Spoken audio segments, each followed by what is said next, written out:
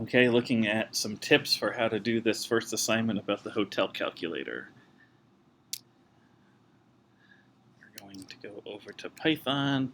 So I already set this part up. The first thing is to, once again, divide up our work into the input, the process, and the output. I'll probably stop saying this in some videos, but it is the best way to go about thinking about how to do this. Because then you can ask yourself what needs to be input, and figure that part out. Ask yourself at the end what needs to be output, figure that part out, and it's the process in the middle that is the part that should take you the longest to do. The tip for the input is just to always ask yourself, ask what kind of data you are using. And when I ask, I just mean ask yourself what kind of data you are using. So this one deals with how many nights is somebody staying. And so you ask yourself, is nights, is that going to be a Boolean that's only true or false? No. Is it going to be a string? No. It's got to be a number that I can use. Is it going to be a decimal number for floats, or is it going to be a whole number? And nights would be the kind of thing that you would use a whole number, right? Just as an example, not about nights, but if I had family members, and I'm going to make a variable about that, I don't have half a family member, so I use int to create my family members, right?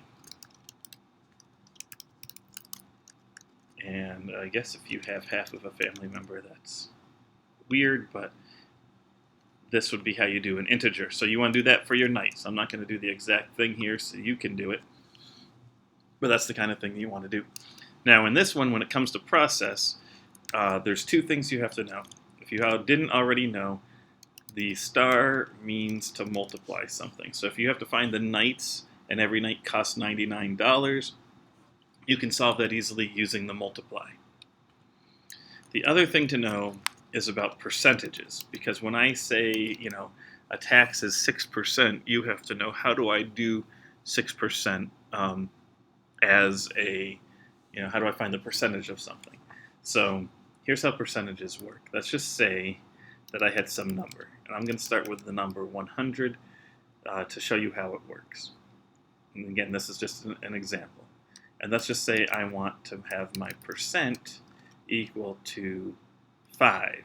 So the way I write this is I write this in decimal form. 5% means 5 out of 100, right?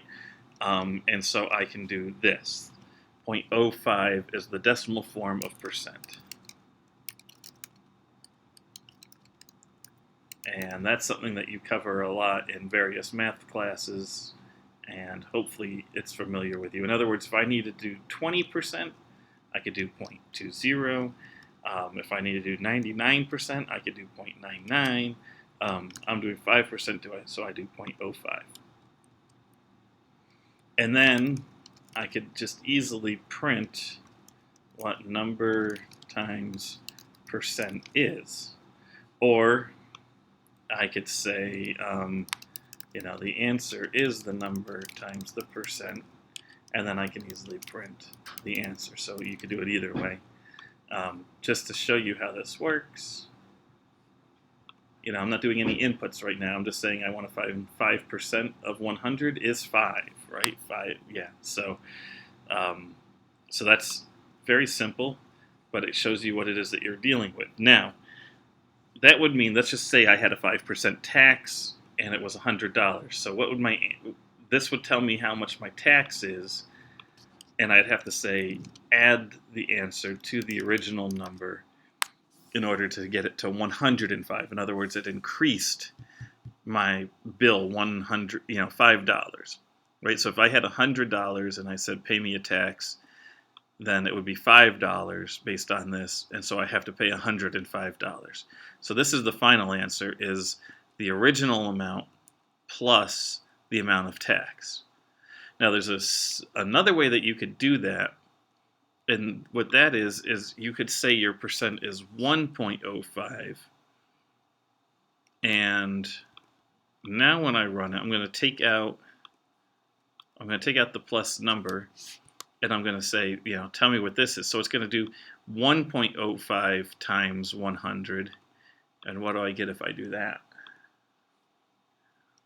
I get 105. So that added the $5 to the 100 by just doing 1.05, because 1 times 100 is 100, and then it adds the 5% on top of that. So there's a little bit of a shortcut to do in order to increase the amount of something. So there's some tips for you on this one to think about.